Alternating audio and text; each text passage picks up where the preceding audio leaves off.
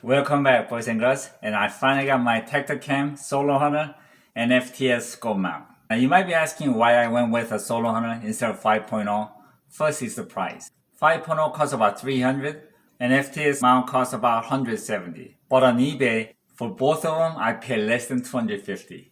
Second reason is that I don't really need zoom power up to 8 because I wouldn't use Tactacam as my primary camera because I really enjoy watching my cell phone and replaying it on the tree to see where the deer was hit and where it ran.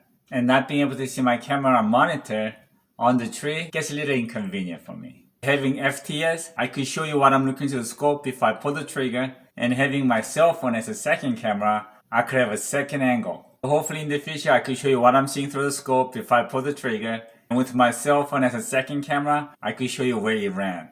Okay, this is Tactacam Solo Hunter package. On Amazon, they were selling this for $199 or so. I got this from eBay for $115. And this is Tactacam mount for the scope. The FTS stands for film through your scope. And at Amazon, they were selling this for, I think, for about $170. But on eBay, I'd pay $120 for it. Let's open it up.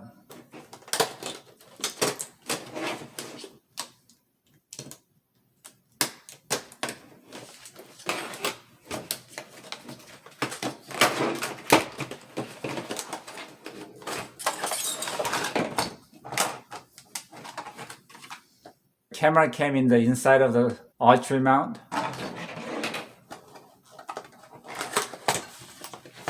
Came with lens cleaning cloth with a small bag. Okay, this is for the shotgun mount. And this is a mount for the Picatinny rail. And a charging cable and a sticker and the instruction.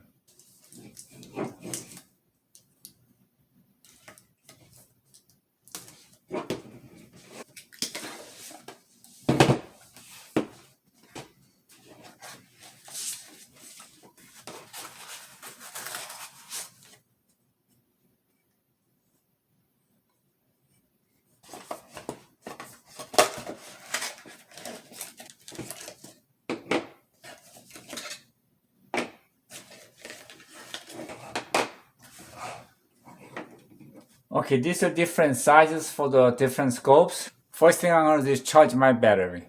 Also, Tactacam 5 has a lot of functions, but when I'm up in the tree, I want things to be as simple as possible and fast as possible. And even with that, I still might miss out on my shooting opportunity. So even though Tactacam Solo Hunter has Wi-Fi function, I probably will never use it. I'm just going to have it mounted on my scope and let you guys see what I see before I pull the trigger.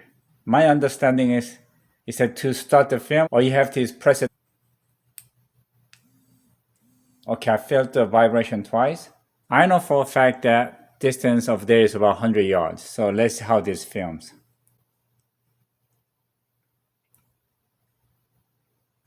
Distance of there is about 100 yards. So let's see how this films.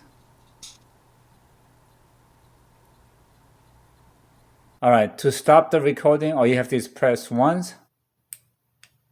Okay, there was one vibration.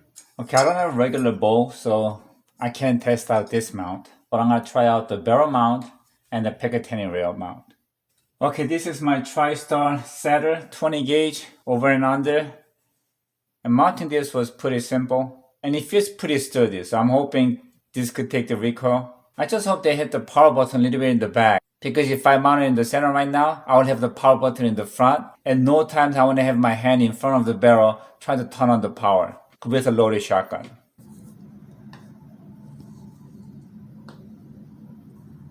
The mount is pretty solid.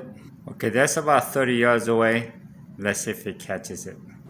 Okay, that's about 30 yards away. Let's see if it catches it.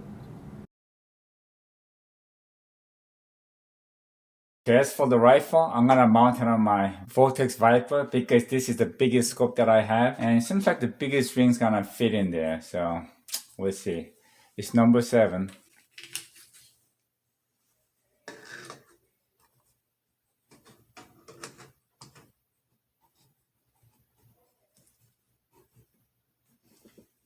Okay, you went in fine. Just want to make sure it's leveled. There we go. Then you gotta tighten this up. Now one thing I noticed is that on the screw, if you mount this on your left side, which what most people will do because they're mostly right-handed, your screw is from the bottom. So that is inconvenient. It would have been better if it was the other way around. Honestly, something like this really disappoints me because it seems like people never really try out their own product. Most people are right-handed and you're gonna have action on the right side. So they wanna have your camera mounted on the left side so you won't get in the way with actions or both handle.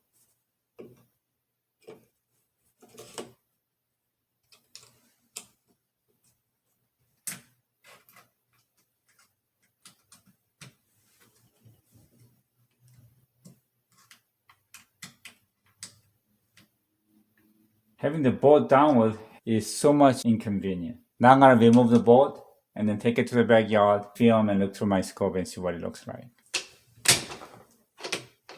Wow. Even with the camera on the left side, my bolt gets caught. This is 90-degree bolt and this is a problem. Now I'm gonna try to tilt a little bit so that I could clear the bolt.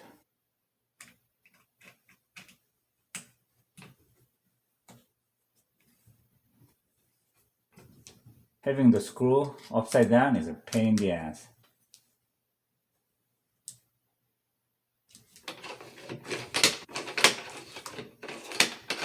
Even with the mount tilted, this barely gets through. And having a heavy glove, this might not be such a great idea.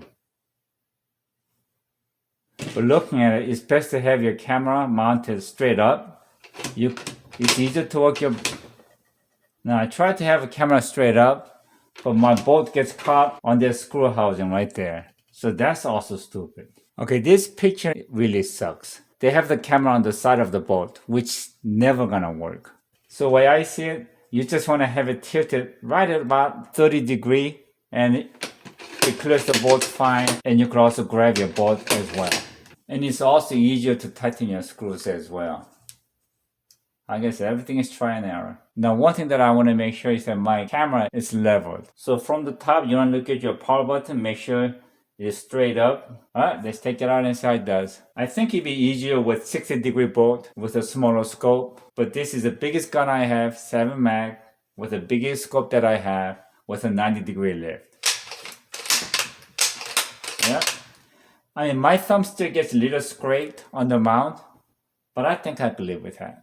Now let's remove the bolt.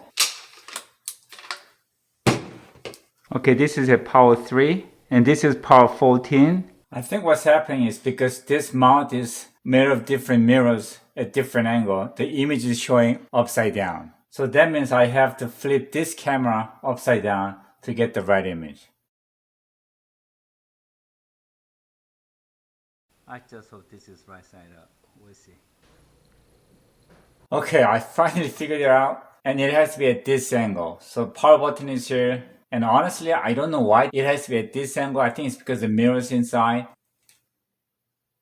Okay, it took some trial and error, but at the end it worked out. And on the next video, I'm gonna pick the rifle that I'm gonna hunt with and mount the Tactacam and my cell phone and hit the range and see if it could withstand the recoils. We'll see. And lastly, like always, thank God for what you have. Enjoy your life with what you got. But remember, if everything was easy, it wouldn't be so fun. You just have to make it work. See ya.